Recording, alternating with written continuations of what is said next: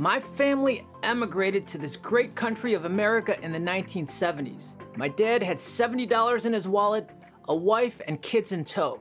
He was very smart, educated as a CPA in the Philippines. He had a bold business plan with other like-minded men. They came to this country legally and with the American dream strong in their hearts. It's now 2024, and regretfully, I feel the American dream is dead. Now, why do I say this? Could it be because the prospects of home ownership have just about vanished for most people? Or maybe the freedoms we once enjoyed are slowly slipping away? Or maybe we've lost the idea of securing a better future for our children? Traditionally, the American dream meant that any person, regardless of their background, could succeed and build a better life for themselves and their family through hard work and determination. In this video, I'll present my 6 key points as to why the American dream is no longer attainable for most. Stay tuned.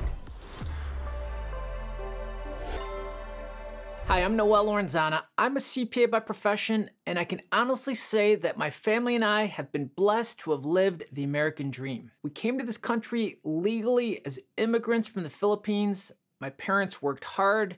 They built a successful business, raised successful kids, and contributed to society, overall living happy and prosperous lives. So is the American dream still attainable? Personally, I don't think so. Let's explore why. Number 1, home ownership. If you don't already own a home, sorry, but you're out of luck. Prices are sky high and the mortgage rates are even higher. I feel so bad for young people who want to start their lives and purchase their first home, but they're finding out that without financial help, maybe from their parents, it's virtually impossible. Let's run some numbers. Let's say you're in the Chicagoland area, maybe the suburbs, and you want to buy a home. We'll use a mortgage of $400,000, which is right now, I would say average for a decent home in the suburbs. Let's use a 30-year fixed mortgage rate of 7%. Running this through a mortgage calculator, you're looking at a monthly mortgage payment of $2,660 per month. Now, that doesn't even include real estate taxes, which might be another $10,000 per year conservatively. So that's another $833 per month. Together, you're looking at a home payment of about $3,500. Now, this doesn't include anything else like maintenance, utilities, insurance, whatever. You see my point. An average decent home in the Chicago suburbs right now would cost you about $4,000 per month. Ouch. That's a lot of money. I'm very fortunate to have bought my home in 2009, and my monthly mortgage payment, including taxes, averages about $1,700 per month. I couldn't imagine paying over $4,000 per month. I mean, honestly, right now, I don't think I could afford it. Number 2, an economic invasion. Back in the 70s, if you were educated and had proper credentials, you were able to apply to come to the United States under what's called legal immigration. It was a long process involving getting visas, green cards, petitioning, interviews. In other words, it was a lengthy process, but it worked. Lots of people like my parents were able to immigrate here legally and contribute to society. They were productive, they created jobs, they paid their taxes. That was back then. And that's how the system is supposed to work. Fast forward to today, we're facing an economic invasion that is unprecedented in my opinion. We have hundreds of thousands of migrants from South America, the Middle East, and even China walking across our southern borders unchecked. Now, I'm all for legal immigration, don't get me wrong, but what's happening now is completely something else, and it's unsustainable. I mean, you've seen the news, thousands of migrants flooding across the border, and now they're in every big city in America. And our government is throwing millions upon millions of dollars to house and care for these migrants. Now, don't get me wrong, I'm not saying they shouldn't be housed and cared for. What I am saying is, why is this border crisis allowed to go on and unchecked for so long? I'm no conspiracy theorist, but it's clear that there's an organized effort to flood the United States with foreigners who have no business being here. Now, I have to ask myself, why doesn't our government do anything to stop this? If you have an answer, please let me know in the comments.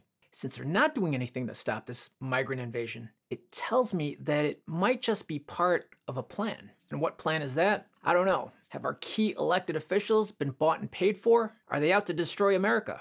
Basically, this migrant invasion is an economic invasion that can wreck our society and fundamentally alter everyday life for the average American. Number 3, failed leadership.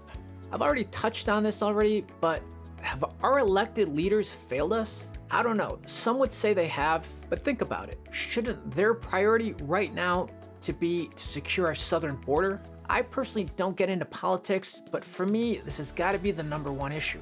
Our political leaders and parties are so fractured, I don't think they've ever been this divided that I can remember. In the past, parties were able to put their differences aside to protect national interest. I just don't see that happening anymore. Is it still possible to have a functioning government? Let me know what you guys think. Number 4, unsustainable government debt. As I mentioned in my previous video titled, "Are we headed for another Great Depression?" I'll link that up here in case you haven't seen it. But I highlighted that our government debt is a staggering $34 trillion. It's the highest it's ever been. Every 100 days, another $1 trillion is added on top of that, and that's just the interest. Seriously, think about that for a minute.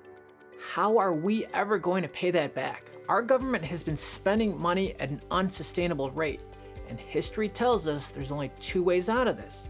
You can hyperinflate your way out of this, which uses tomorrow's devalued dollars to pay back yesterday's debt. Not sure if that exactly makes sense, but basically, hyperinflation creates economic instability, everything costs a lot more, and the value of the dollar and your savings erodes. The other way to reduce the debt is to cut back on spending, raise taxes, reduce programs like welfare and social security. But taxes are already very high, and I don't think the American public would stand for cuts to services like welfare and social security. But I could be wrong. Let me know what you think. Number 5, income inequality. What does this really mean? It means the rich are getting richer and the poor are getting poorer, and the middle class, it's shrinking. If you're on the other side, everything's great. Life is good, but if you're on the other side, you're kind of screwed. Income inequality means that money isn't spread out evenly among the people. Basically, some people make a lot more than others, and those others barely make enough to get by. This inequality is growing because high-skilled jobs pay a lot more these days, and there aren't many well-paying jobs for people without fancy degrees. Also, the way taxes and rules are set up nowadays, they tend to favor the rich. Why does this matter? It matters because when only a few people have most of the money, everyone else struggles more. Less money gets spent overall, making it harder for everyday people to make a living. It also causes a lot of frustrations and problems in our communities. The disparity between the rich and the poor are usually seen in big cities and places with lots of tech jobs. But with layoffs in the tech sector, maybe it'll even out. I don't know. Number 6, freedom and taxes. I don't know about you, but it feels like day after day our freedoms are being encroached upon little by little. Americans supposedly have the right to bear arms, but they sure make it difficult. I like to ride electric devices around my neighborhood and on the forest preserve bike trails, but they've recently banned those. I mean, these are public trails that I support with my tax dollars, but I'm not free to travel on them with a quiet, clean electric device. Some argue that the tightening of abortion laws significantly limits one's personal freedom of choice. I'm really not sure how I feel about that, but it definitely feels like a new restriction on our freedoms. And then we have high taxes. Real estate taxes, income taxes, sales taxes, payroll taxes. These are just a few of the many ways we're taxed on our hard-earned money. These high taxes not only take a significant chunk out of our paychecks, but it also limits our financial freedom. The more the government takes, the less we have to spend, save, or invest. This constant financial pressure can make it feel like we're working more for the government than for our own future. In conclusion, we've looked at several big problems that I see as to why the American dream isn't what it used to be. It's the same dream that brought my family here from the Philippines, hoping for a better life. Now, buying a home is damn near impossible for lots of people. There's a huge disaster on our southern border, and it seems like the folks we voted for aren't looking out for us. On top of that, our country's deep in debt, and the gap between the rich and the poor keeps getting wider. And let's not forget all the taxes we keep paying. It sure feels like the American dream my family chased might be gone for good. But here's the thing, talking about these problems is the first step to fixing them. We've all got to get involved, keep our leaders in check, and make sure they hear us. A radio host once said, "When our leaders fail to lead, it's time for the people to lead our leaders." America's always been about bouncing back and fixing things. Let's keep that spirit alive and work together to bring the dream back for everyone. Let me know what you think, like and subscribe, and leave your comments below. Thanks for watching.